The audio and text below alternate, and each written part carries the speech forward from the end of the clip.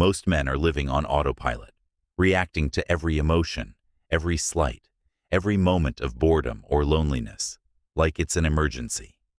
They think strength means never feeling anything, or they think strength means exploding when they do. Both are wrong. The truth is simpler and harder. You are not your feelings. You are the one who decides what those feelings get to do. In this video, I'm going to break down the exact mental and behavioral shifts that separate men who stay calm, clear, and in control from the ones who keep getting jerked around by their own internal weather. No motivation fluff. No just be positive. Just the practical, almost uncomfortable principles that the Stoics, modern psychology, and high-performing men actually use. Once you lock these in, you stop leaking power. You stop making decisions from a place of need. And you start moving through life with a quiet, steady force most people never develop. Let's get into it. The disciplined truth most men avoid. Let's start with the truth. Most men never hear clearly. The world keeps selling them the opposite. Discipline is not about motivation. It is not about feeling ready. It is not about waiting until life gets easier. Discipline is the decision to act according to what matters long-term, even when every short-term feeling screams otherwise. Men who stay stuck believe discipline is a mood. Men who move forward treat it as a standard. That difference creates the quiet frustration so many men carry, but rarely admit out loud. Let me make this real. There's a man named David, 42, a project manager from Ohio. Solid guy, reliable at work, good father. After years of starting strong and fading, he decided he was finally going to get serious about his health, his finances, and his side project. The first 3 weeks felt powerful. He woke up early, trained hard, tracked every dollar, and made real progress. Then life got loud. A tough week at work. His kid got sick. His energy dipped. He started negotiating with himself. Just this once. I'll make it up later. Within a month, the early mornings were gone. The training was inconsistent, and the side project was collecting dust again. David thought his problem was lack of motivation. The truth was simpler and harder. His discipline was conditional. It only showed up when conditions were comfortable. Real discipline does not wait for comfort. It shows up especially when comfort is gone. Most men hide this from themselves because it sounds harsh. Your results are not limited by your potential. They are limited by the standard you are willing to enforce on days you do not feel like it. Motivation gets you started. Discipline is what keeps you moving when motivation leaves. David eventually saw it. He stopped treating discipline like a feeling and started treating it like a non-negotiable agreement with himself. He no longer asked, "Do I feel like it today?" He asked, "What does the man I'm becoming do today?" The moment he locked that standard in place, the results returned. Not because life got easier, but because he stopped letting his mood write the rules. The Stoics understood this long before modern self-help. Marcus Aurelius wrote that you have power over your mind, not outside events. When your thoughts stay fixed on the standard instead of the feeling, your actions follow. When your thoughts chase comfort, your actions scatter. Here's the part most men miss. Nobody is coming to enforce this for you. The world will not hold you accountable to your highest standard. Only you will. And the men who rise are the ones who stop waiting for the feeling and start living by the decision. If you've ever watched your own progress rise and fall based on your mood, drop a comment saying, "I've seen this." Stick with me, because once you understand this discipline truth, the next insight reveals the self-deception pattern that keeps most men cycling through the same unfinished goals. The value switch the world always uses. Here's a truth most men don't want to swallow. The The world has a value switch, and whether people realize it or not, that switch flips based on what you actually bring. Not what you promise, not what you feel, not how long you've been around. What you bring. This switch is always running in the background, shaping how others treat you, how opportunities respond to you, and how much access, respect, and energy you receive. Most men believe the world operates on loyalty, fairness, or past effort. They think, if I work hard and stay consistent, people will eventually recognize it. That's not how reality works. People and systems respond to present value, the strength, competence, clarity, and usefulness you demonstrate right now. When being connected to you elevates them, they lean in. When it doesn't, they pull away. That shift isn't personal, it's calibration. This is why you can spend years being reliable, helpful, and loyal, then watch doors close the moment you stop producing results or stop growing. It's not betrayal, it's the value switch adjusting. The world is constantly measuring what you currently offer and matching its investment accordingly. Here's the pattern every man eventually lives through. When you elevate the room, people invest. When you drain the room, people withdraw. When you stay the same while others grow, they reevaluate you. When you grow while others stagnate, they fear being left behind. Most men call this politics, luck, or who you know. At its core, it's the value switch flipping on and off. Let's be clear, men have the same switch. We just pretend we don't. Machiavelli observed that people are ungrateful, fickle, and driven by self-interest. He wasn't being cynical, he was being accurate. The world runs on self-interest. So do men. So do women. The difference is that most men still expect the world to reward good intentions and long history instead of current value. Here's where Stoicism becomes your advantage. Epictetus taught that we should focus on what is in our power and accept the rest. Other people's value switch is not in your power. Your response to it is. The moment you stop taking shifts in attention, opportunity, or respect personally, you stop being controlled by them. Distance no longer rattles you. Sudden interest no longer inflates you. Inconsistency no longer defines your self-worth. Most men weaken themselves by fighting the switch. They try to argue with it, guilt it, or demand fairness.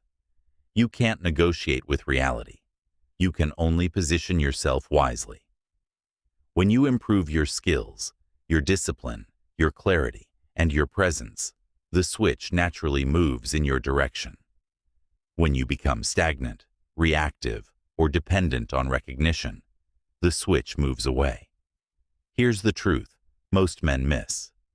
The world's self-interest doesn't make it cruel. Your ignorance of it makes you vulnerable. Once you understand that people and systems adjust their investment based on present value, you stop expecting loyalty without contribution. You stop giving endlessly without return. You stop mistaking proximity for respect or effort for results. You start operating like a man who understands how the game actually works, instead of a man who keeps getting surprised by it. If you've watched this switch flip in your work, friendships, or opportunities, drop a comment saying, "I know this." Stay tuned, because next we're going to break down the loyalty test that reveals exactly how people truly see you, even when they never say it out loud. The adversity test that reveals true loyalty. Let's be real. Life gives every man a loyalty test long before he realizes it's happening. It's not a test anyone announces. It's not written down. It's a test performed through behavior. The moment your value, your momentum, or what you currently bring to the table shifts even slightly. And this test always reveals true feelings, not the words people say when everything is going well. Here's how it works. People will stay close to you as long as being close benefits them emotionally, socially, or practically. But the moment something changes in your world, your finances drop, your confidence dips, You get injured. You lose momentum. They automatically recalibrate. This is where you see the real version of them. Let me show you a real-life example. There's a man named Thomas, 58, a former firefighter from North Carolina. Strong, dependable, recently divorced. After several years of steady progress, he had built a solid circle of friends and professional contacts who regularly praised his reliability and strength. Then Thomas suffered a shoulder injury that put him out of work for months. His mood dipped. His energy dropped. He wasn't the same steady presence people had attached themselves to. And that's when the loyalty test began. Not through words, but through distance. Calls became less frequent. Check-ins stopped. Invitations dried up. When they did talk, some seemed distracted, impatient, or quietly pulled back.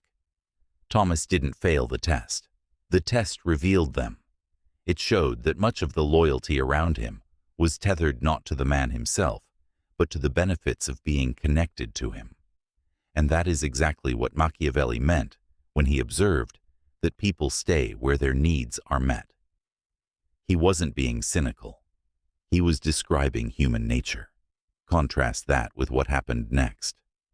When Thomas started pulling himself together, physical therapy, consistent training, taking small consulting jobs, certain people suddenly became warm and present again.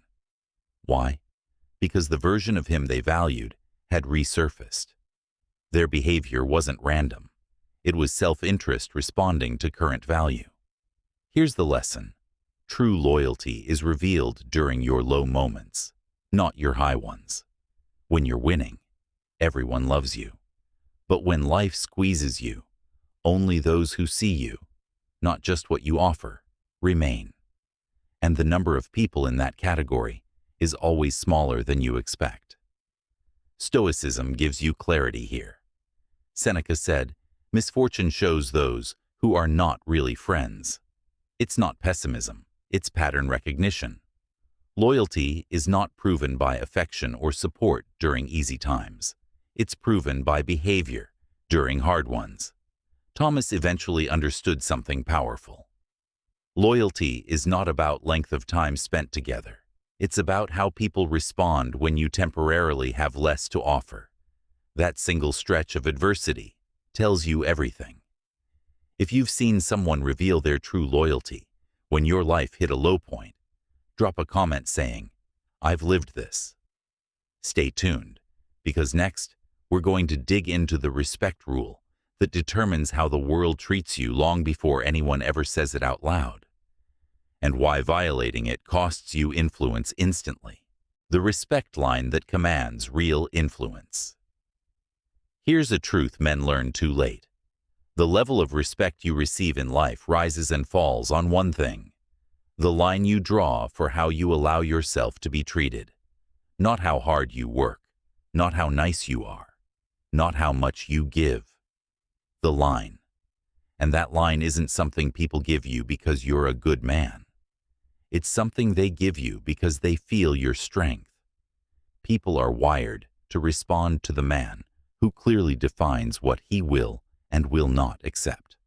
That line is what creates real influence. Others can like you, enjoy your company, even appreciate parts of you. But if they don't respect you, their regard for you collapses. It doesn't fade slowly. It disappears.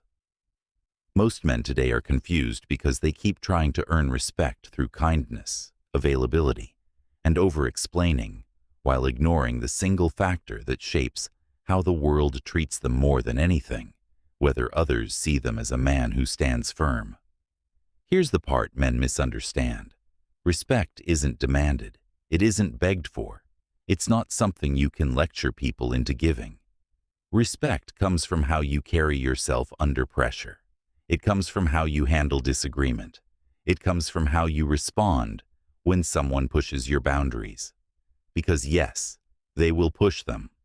People test, not because they're cruel, but because they need to know what kind of man they're dealing with.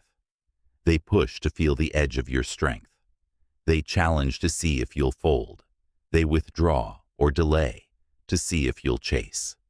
They poke at your standards to see if you'll lose control. Every one of these moments creates clarity in their mind. If you crumble, they lose respect. If you stay steady, they adjust. If you meet tension with calm confidence, they feel a quiet authority that people can't always explain, but always respond to. This is why kindness without strength never works. A man who is only nice is forgettable. A man who is grounded, firm, and self-respecting, that's the man others take seriously. The Stoics understood this long before modern success advice existed. Marcus Aurelius said, "If you are distressed by anything external, the pain is not due to the thing itself, but to your estimate of it." Losing your center because of someone's mood, tone, or tests shows the world you don't govern yourself. And a man who cannot govern himself cannot lead in work, in relationships, or in life. People don't articulate this, but they feel it instantly. A man who collapses under pressure becomes easy to overlook. A man who stays centered becomes magnetic. The respect line is simple. You don't tolerate disrespect. You don't chase people who pull away. You don't argue to earn validation. You don't abandon your standards just to keep the peace. And here's the brutal twist. The moment you hold the line, the moment you show that you value your own dignity over immediate comfort or approval, respect rises. Because your strength gives others something solid to respond to. Men who lack a respect line lose influence, slowly and painfully. Men who enforce it calmly but firmly rarely struggle to be taken seriously. It's not about dominance. It's about self-governance. People feel safest and most willing to follow a man they respect. If you want deeper training on how to build that inner steadiness, handle pressure tests, and embody the frame that commands real respect, consider joining the channel membership. Inside, I break this down in ways I simply can't share publicly. If you've ever watched someone's regard for you change the moment they stopped respecting your standards, drop a comment saying, "I've learned this." Stay with me, because next we're going into the boundary game people play and why the men who fail it lose influence fast. The boundary game the world plays with men. Every person, consciously or not, plays what I call the boundary game. It's not a game meant to hurt you. It's a game meant to reveal you.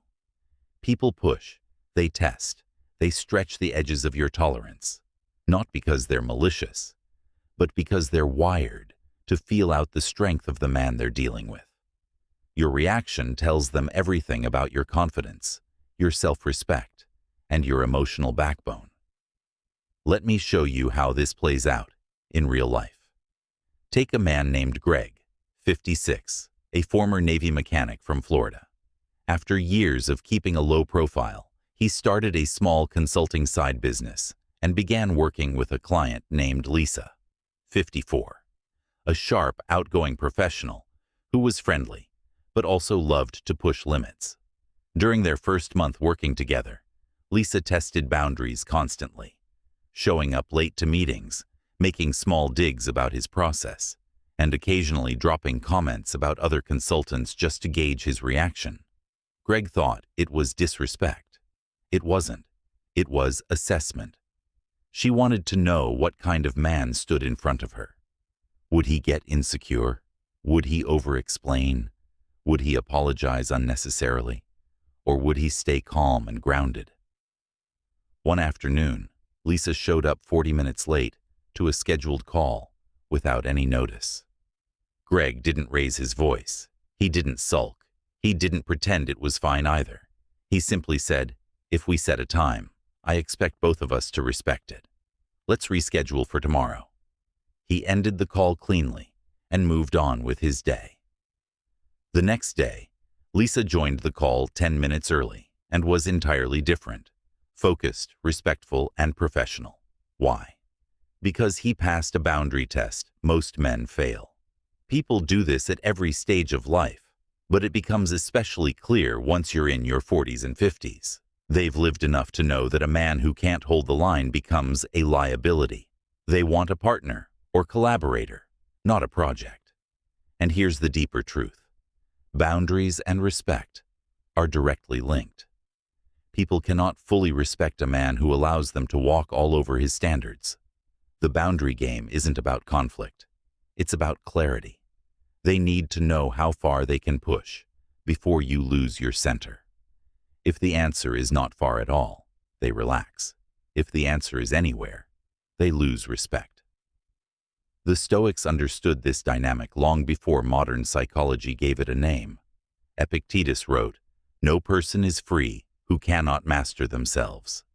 A boundary is nothing more than self-mastery expressed externally. When you enforce a boundary calmly, you're not punishing anyone.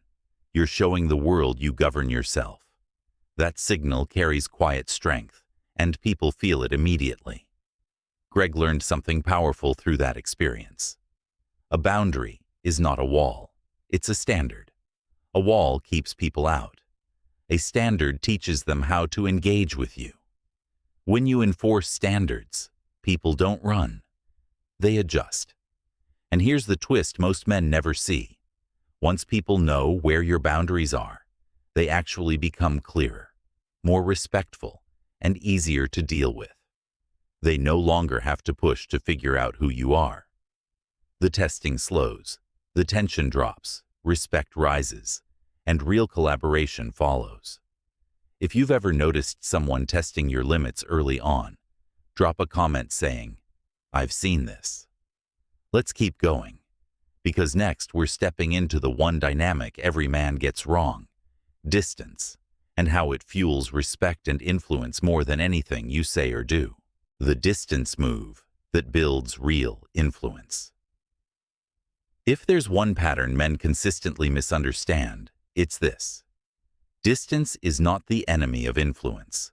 In life, healthy distance creates respect and pull, not emotional withdrawal, not coldness, not punishment, but grounded space that signals you are a man with his own life, direction, and internal world.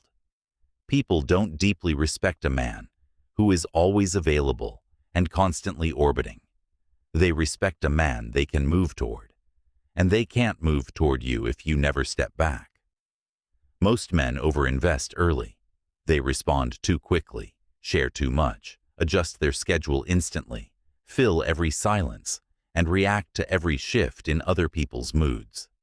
They suffocate the space where respect and interest grow.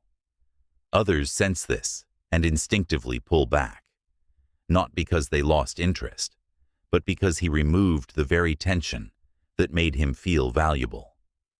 Here's the truth. People feel respect and attraction through polarity. Polarity requires space. When you stand too close emotionally or professionally, you collapse that polarity and weaken your presence without realizing it. Distance is the recalibration point. It allows others to feel, not just see, your value. This is where the Stoics were far ahead of their time. Marcus Aurelius wrote, "Nowhere can man find a quieter or more untroubled retreat than in his own soul." A man who knows how to retreat into himself, not to hide but to stay centered, becomes magnetic. He is not needy. He is not chasing. He is not seeking constant reassurance. He is simply grounded in his life, and people feel the stability of that presence. Distance is not about ignoring others. It's about refusing to orbit them. Here's what distance looks like in practice. You don't rush to reply because you're living. You don't adjust your entire schedule around everyone else's availability. You don't panic when someone pulls back. You don't overshare every emotion or thought. You don't make any single person or opportunity the center of your attention before they've earned that position. A man who carries himself with this kind of space communicates something very powerful. I choose to engage, but I don't need this to feel whole.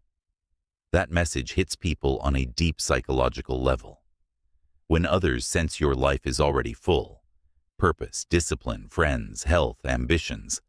They lean in because connecting with you feels like stepping into a current that's already moving. A man without his own current becomes still water. People don't deeply respect stillness. They respect direction. Distance also stops one of the biggest killers of influence: emotional and energetic overexposure. Men often confuse openness with unloading. They reveal too much too soon. They hand over their doubts, frustrations, and needs without context. And the moment others sense he needs their validation to feel steady, respect drops. But when your inner world belongs primarily to you, when you share selectively instead of endlessly, people feel the strength of your containment. That strength is rare and quietly powerful. Distance also keeps you from getting hooked on other people's patterns. When you maintain your routines, your purpose, and your space, you're no longer controlled by their hot and cold behavior. You stop reacting and start observing. And that, ironically, is when others feel the strongest pull toward you. The man who understands distance understands leverage, not manipulation, leverage. The natural power that comes from not abandoning yourself for the sake of approval or attention. If you've ever noticed people become more engaged or respectful when you focused on your own life, drop a comment saying, "I've noticed this." Stay with me, because next we're diving into the emotional leverage people use, often without knowing it, and how to recognize it before it takes hold of you. The emotional control the world uses against you. Let's be real.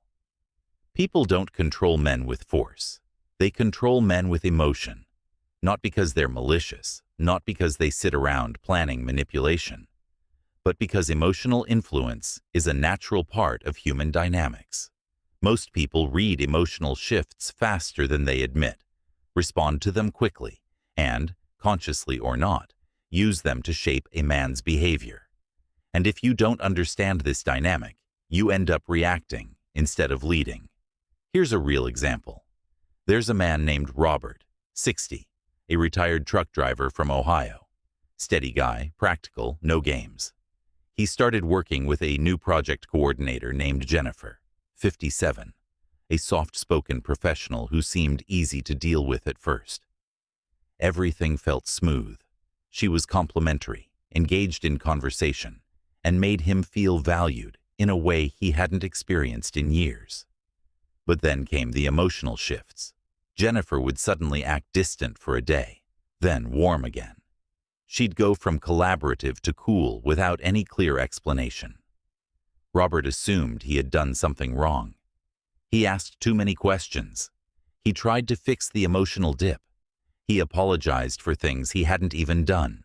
And the more emotional ground he surrendered, the more the pace and tone of their working relationship were controlled by her mood. People rarely use pure logic to influence men. They use emotional atmosphere. That's what most men misunderstand. When someone sighs heavily, pulls back slightly, becomes quiet, or acts irritated, you feel the tension. And because men are natural fixers, we rush in trying to soothe, repair, or explain. But in doing so, we abandon our center, the emotional control the world uses against you. Let's be real. People don't control men with force. They control men with emotion.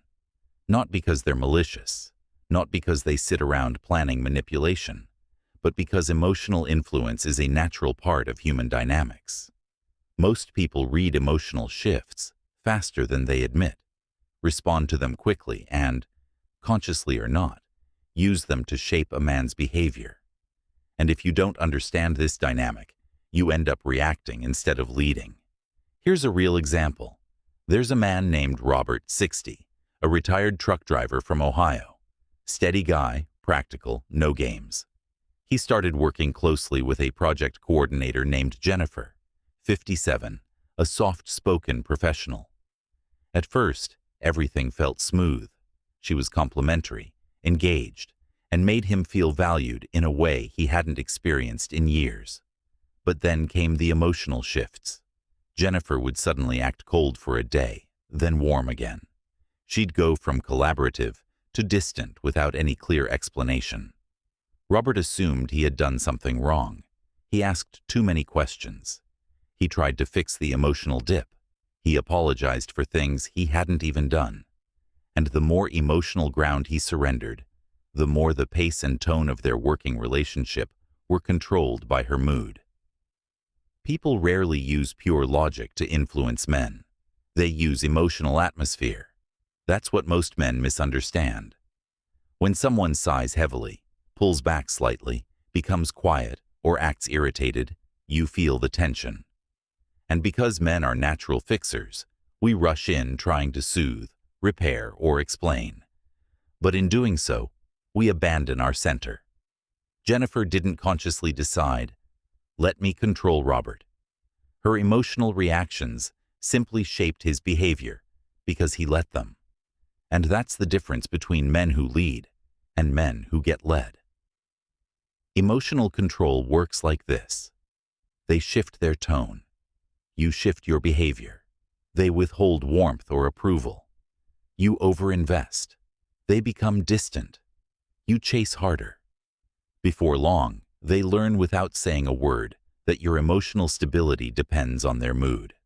And once someone realizes they can move you emotionally with small changes, the dynamic is no longer equal. This is why Stoicism matters. Marcus Aurelius said, "You have power over your mind, not outside events." Other people's emotional swings are outside events. Their moods, their tone, their silences, their reactions. None of these are yours to control. What is yours is your response.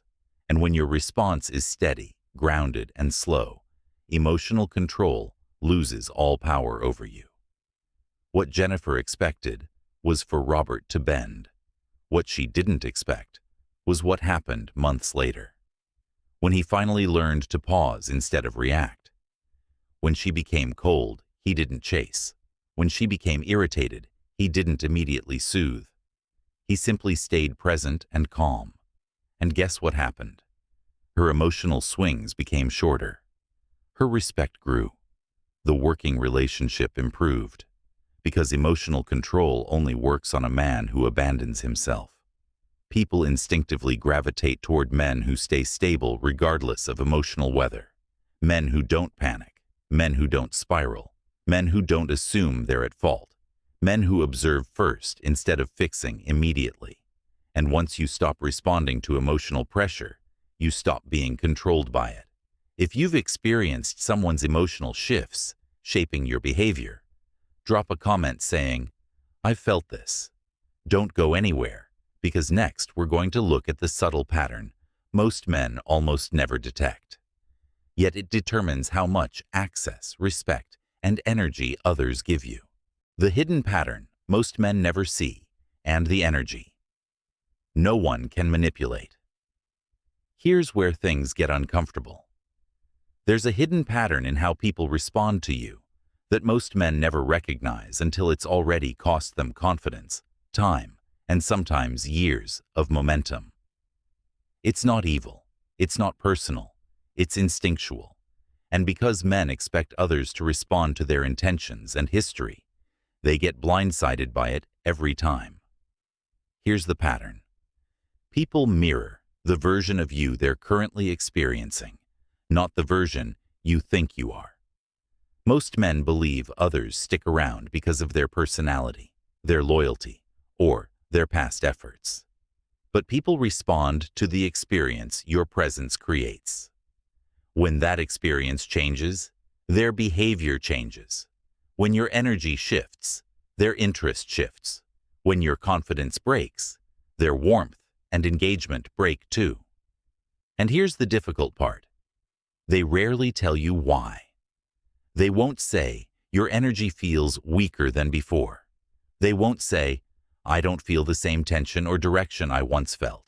They won't say, "The version of you I respected isn't present right now." Instead, they become more distant, quieter, less responsive. They take longer to engage. They stop leaning in. not because they're planning to cut you off, but because their instincts are recalibrating around the new version of you they're sensing. Men call it confusion or politics. In reality, it's feedback. This is why so many men feel blindsided when support, respect, or opportunities suddenly shift. They think the change came out of nowhere. But for others, it didn't. They felt the change in your tone, your energy, and your behavior long before you noticed anything. The Stoics understood this. Epictetus said, "Circumstances do not make the man, they reveal him." People don't change you. They reveal you. Their reactions highlight where you're strong, where you're weak, and where you've abandoned yourself. The pattern is simple. People intensify around your energy when you're strong. They retreat from your energy when you're unstable. They don't always choose this consciously. They respond unconsciously. And here's what most men never see. People don't fall out of respect or interest. They fall out of alignment with who you're being right now. This is why a man can work hard and still lose momentum. This is why a man can give everything and still get overlooked. This is why a man can feel blindsided even when the signs were visible. People don't drift away because they're cruel. They drift away because your presence no longer creates the charge or stability they're responding to. And this is where many men make their biggest mistake. They try to win back respect or attention with more effort instead of more strength. Effort doesn't revive influence. Strength does. Self-respect does. Direction does. Boundaries do. When you return to your grounded self, people's behavior often adjusts, not because they suddenly realize what they lost, but because the version of you that carried weight has resurfaced. This pattern only hurts men who deny it. The moment you acknowledge it, you stop being shocked by shifts in how others treat you. You start understanding them. And when you understand the pattern, you stop chasing. You stop over-explaining. You stop negotiating for basic respect. You start leading yourself. If you've ever watched someone's engagement with you change based on the energy you were showing, drop a comment saying, "I know this." The energy no one can manipulate. Let's be real. People can influence almost any man who isn't rooted in himself. But there's one type of energy they can't easily manipulate because it doesn't react, doesn't chase, and doesn't collapse under pressure. It's the energy of a man who knows exactly who he is, what he stands for, and what he will and will not tolerate. Most men think strong energy is about being loud, dominant, or confrontational. That's not strength. That's insecurity wearing a mask. Real grounded energy is calm, steady, and unshakable. People can't easily manipulate a man who stays centered no matter what emotional or social waves come his way. Let me show you this with a real example. There's a man named David, 57, a former paramedic from Arizona. After a major life setback years earlier, he rebuilt slowly and carefully. When he began working with a highly capable but emotionally intense colleague named Michelle, 53, she tested the usual patterns. Subtle pressure, patience tests, going quiet to see if he'd over-pursue or over-explain. Most men in similar situations react immediately. They push harder. They apologize. They try to smooth everything over, but not David. When Michelle pulled back, David didn't panic. He stayed focused on his own work and routines. When she tested his patience, he remained calm and responded on his own timeline with the same steady tone. When she threw a mild emotional or professional curveball, he simply held his position without arguing or seeking reassurance. He never raised his voice. He never folded. And instead of becoming frustrated, Michelle became more respectful and engaged. Why?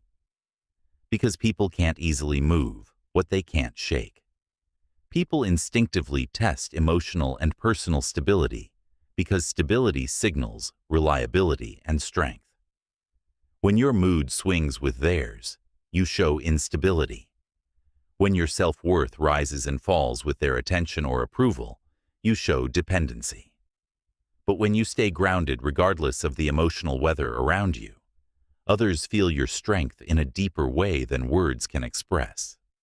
The Stoics understood this inner steadiness. Seneca said, "Self-command is the greatest command of all. A man who commands himself cannot be easily commanded by anyone else." And people feel that power immediately. Here's what this kind of energy looks like in practice. He listens, but he's not controlled by tone. He feels, but he doesn't drown in emotion. He cares, but he doesn't chase validation. He leads himself first, which is why others eventually follow. This energy creates space for others to settle. People can push, pull, question, and test. But when they realize your center doesn't move, the games decrease. They relax. They become clearer and more respectful, because they finally sense they're dealing with a man who won't crumble. David didn't dominate the situation. He anchored it, and that anchoring earned him a level of respect that reaction never could. If you've ever noticed how people respond differently to you when you stay grounded, drop a comment saying, "I feel this." Let's keep going, because next we're stepping into the final shift, the Stoic power that makes you truly steady and hard to move in any area of life. The Stoic power that makes you untouchable. Let's be real. Every pattern we've talked about, external pressure, emotional testing, shifting interest, the need for validation, only becomes a problem when a man hasn't mastered himself. The real advantage in life isn't charm, status, money, or even experience. It's self-governance. It's the inner discipline the Stoics lived by.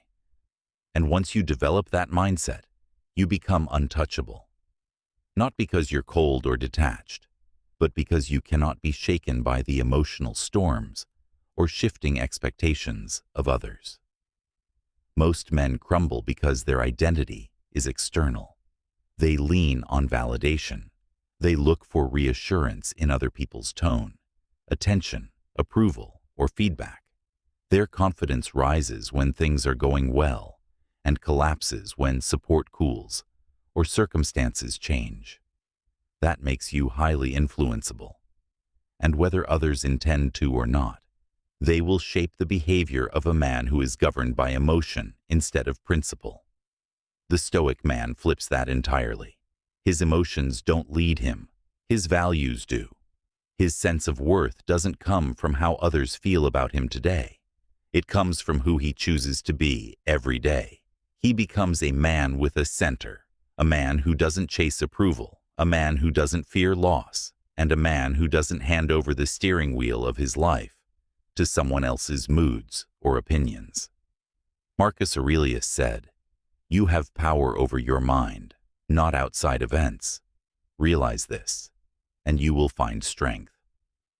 That one sentence is the foundation of real personal power.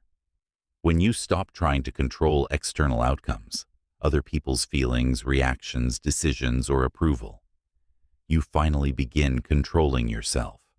And that's when everything changes. A Stoic man isn't emotionless. He's emotionally disciplined. He feels ambition without losing his priorities. He feels desire without losing his judgment. He feels connection without losing his independence. People respond differently to this kind of man. They test less because your stability makes the tests pointless. They play fewer games because there's no strong reaction to feed on. They push fewer boundaries because you enforce them calmly. And they stop treating you as optional because you carry yourself like a man with clear direction. Untouchable doesn't mean uninterested or isolated. It means unshakable. The man who masters his inner world becomes rare.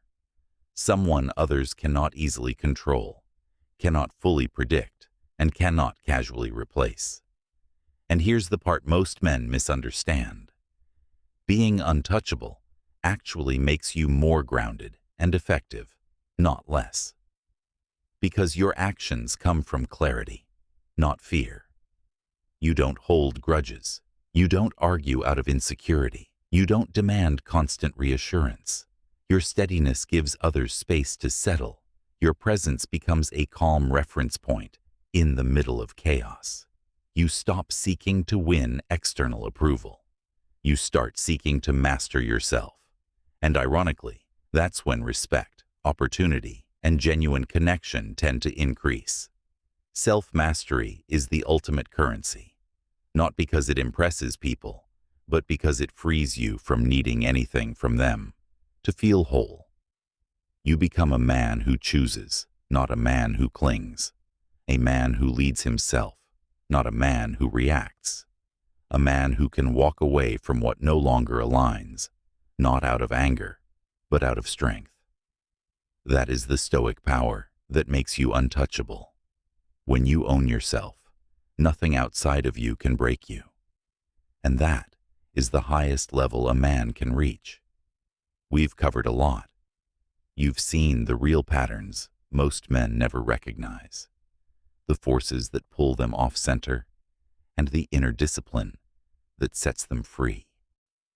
And the mindset that keeps you grounded, no matter who or what you deal with. If you take anything from this video, let it be this. A man who masters himself never fears how others think, feel, or react. You stay in control because you stay in command of your own mind. If you want to go deeper into stoic discipline, personal strength, emotional control, and the patterns most men get wrong, consider joining the channel membership. That's where I break down the things I can't talk about here. And if you found value today, make sure you subscribe to the channel so you don't miss tomorrow's lesson. Thanks for watching, my friend. Take care of yourself. Stay sharp.